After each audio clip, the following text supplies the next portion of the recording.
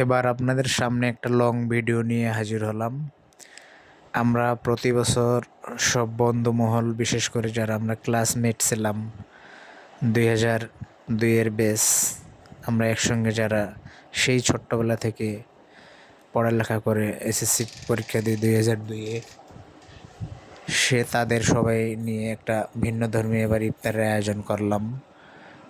এবার মনস্থ করলাম যে না, এবার ভাজা পোড়া কোনো কিছু না করে আমরা নিজেরাই কিছু কিনে নিজেরাই রান্নাবান্না করে এরপরে ইফতারি করব। যেই কথা সেই কাজ।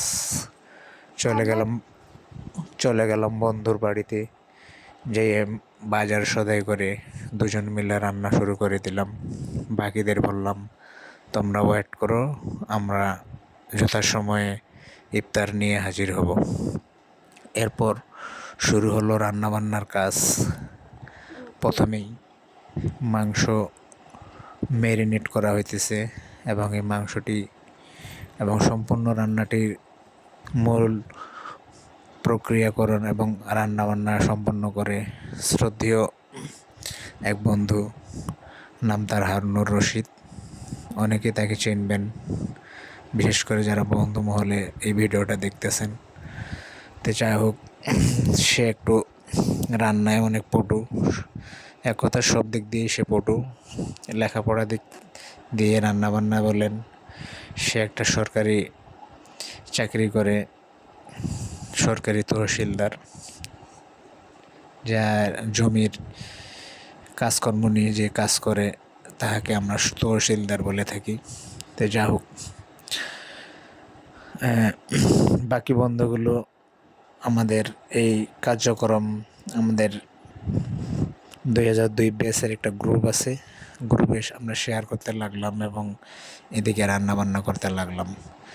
কিন্তু কাউকে বলা হয়নি কোথায় কী হইতেছে, শুধু বলতে লাগলাম যে ওয়েট করেন, যথাসময়ে আমরা উপস্থিত হব।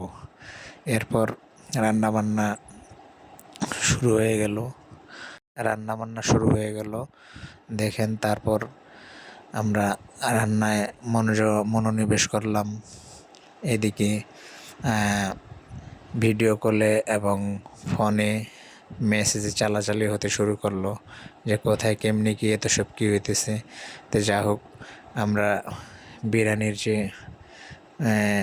রান্না করব সেই বিরিয়ানির প্রক্রিয়াগুলো চলতে থাকলো। এদিকে রমজান মাস, ধীরে ধীরে কাজগুলো সম্পন্ন করতে শুরু করলাম এবং বিরিয়ানির রান্নার শেষের দিকে দেখতেছেন এই দৃশ্যটা। কিছুক্ষণের মধ্যে এগুলো প্যাকেট করা হবে।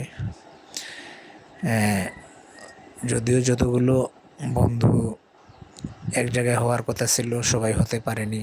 এই বিরিয়ানি শেষ করে আমরা রওনা দিলাম বাইকে করে, সমস্ত প্যাকেটজাত করে ইফতারের এক মুহূর্তে আমরা রওনা দিলাম। যদিও তার বাসা অনেক দূরে ছিল, দিনাজপুরের বিরামপুরে। ওখান থেকে বাইক রান্না করে আমরা বাইকে করে নিয়ে আসছি দিনাজপুর সদরে।